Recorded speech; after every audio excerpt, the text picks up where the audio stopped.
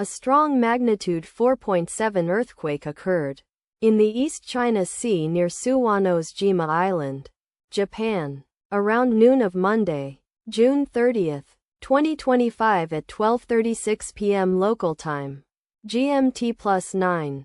The quake had a very shallow depth of 4.5 kilometers, 2.8 miles, and was not felt, or at least not reported so.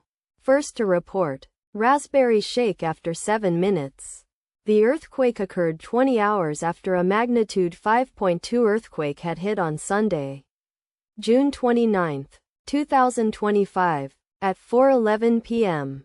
GMT +9 local time, in 9.6 kilometers, 6 miles, distance to the northeast. Data source from Volcano Discovery. Did you feel it? Let us pray. May the earthquake that occurred not affect our brothers and sisters there. May the earthquake not happen again. And may God protect everyone. Amen.